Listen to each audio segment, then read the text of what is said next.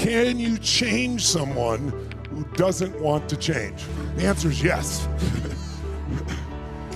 However, to change someone who doesn't want to change, you must find something called what?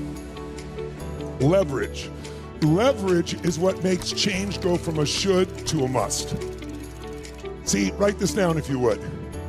Change is never a matter of ability. It's always a matter of motivation.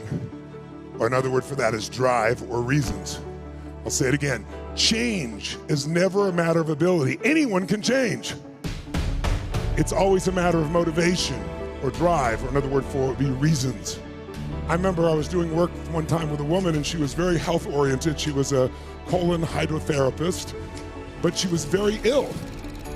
And part of it is you can make yourself ill no matter what you eat, no matter what you do, if you do enough in your head that makes you feel sick. And she was a major worrier all the time. And I remember I was talking to her and I was trying to help her. We were doing an intervention. And I was trying to help her find the way to get to make the changes that were necessary. And she knew what she needed to do. Have you ever felt this way? How many of you have an area where you know what you need to do, but you're not effing doing it? Who can relate here? Say I. So the only reason you're not doing it is you don't have strong enough reasons.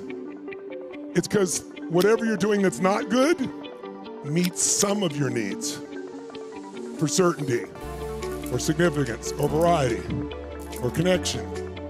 You learned that the other day, right? You can meet your needs in negative ways. But the reason you want to change is it doesn't meet all your needs, like let's say growth, or contribution, or love. So in order to create change, we need more reasons to push us over the edge. So if you want to make a shift, you got to make it a must. And so the goal is to make it a must. And that's why I said to them, anyone can change. It's not a matter of ability, it's a matter of motivation. We have to find what's going to motivate them, what's going to put the leverage, what's going to make change a must for them. Now, change happens in seconds. People say, no, it takes forever to change. It might take you forever to make the decision where you finally say, enough of this, not of their moment, not of their day. Who's been in a relationship way too long? Who stayed in a relationship way too long? Say, I. You knew it was wrong. You knew it wasn't good for them, you knew it wasn't good for you, why'd you stay? You stayed because it met some of your needs. Well, at least, even though it's not great, it's what you know, it's certainty. Certainty has a certain level of comfort to it, right? It might have been, you imagined it being better. There's so many ways that you can duck change. But it's not a matter of ability. If there's a strong enough reason, you will do it. So one of the ways people avoid change, listen to me now, is wherever they're experiencing pain that would give you leverage to change, they exit that time frame.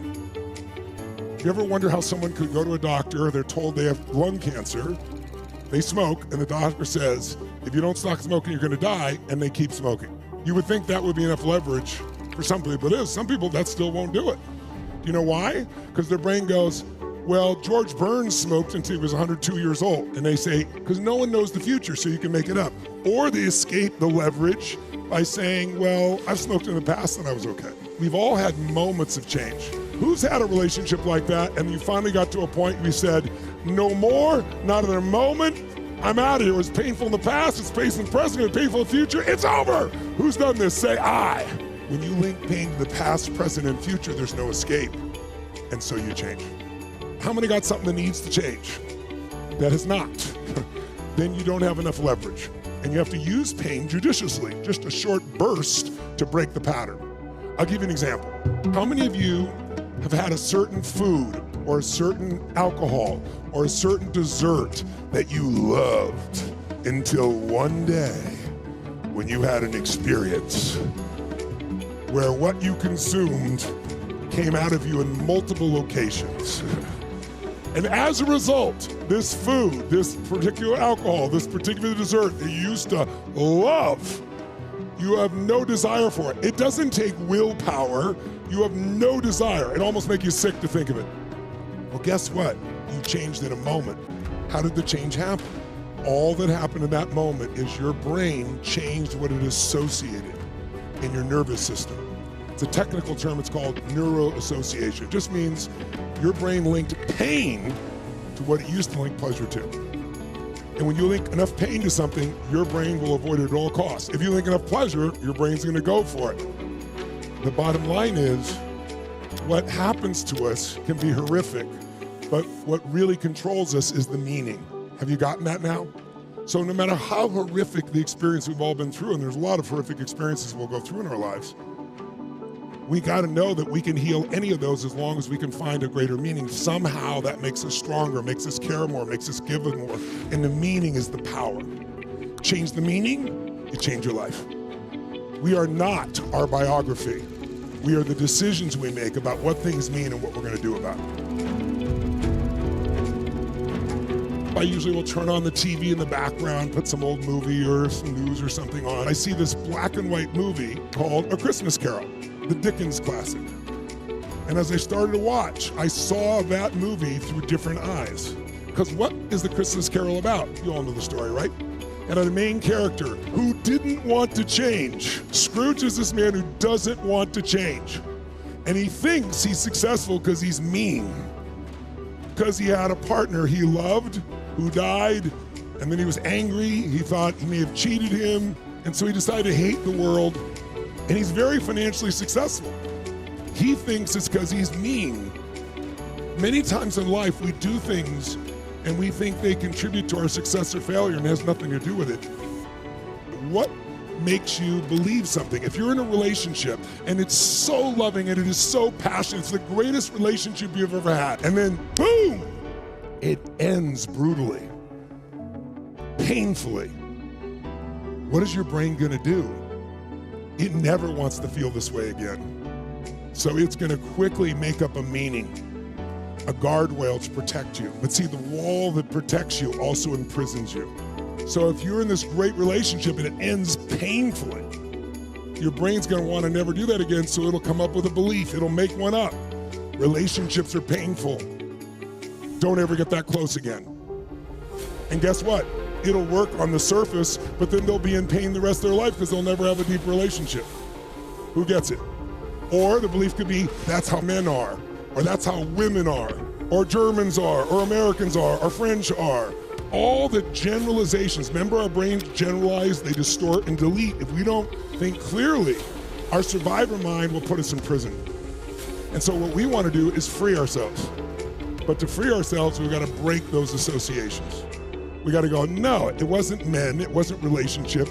It was the way we interacted. It was we had different values. But how many have experiences where you made up a meaning probably worse than it was? Make some noise if you think you've done this, ladies and gentlemen, right? So at that night, I'm watching this film. And I'm watching from a different set of eyes, and I'm going, this is the game plan for lasting change. Because this man does not want to change under any circumstances, because he knows being mean has made him rich, he thinks. It's not true, but he thinks it, so he keeps doing it. We do whatever we believe. In our own life, the only way you end and have peace is you free yourself from those limiting meanings. So I'm watching this and going, wow, this guy didn't want to change, and he changed that fast. How did it happen? 3 neuroassociative conditioning specialists showed up at his house. 3 ghosts. And what do those ghosts do? They got him to associate massive amounts of what? Of what? Pain to all that had done in the past related to that.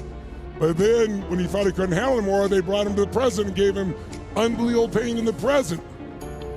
And then he thought he was done, and they took him all the way to the future, all the way to the moment of his death, and put him in eternal pain, he thought. And then he woke up and realized, I can change it all right now. And how fast did he change, my friends? How fast? How fast? In a heartbeat. But it's because he had pain in the past, the present, and the future.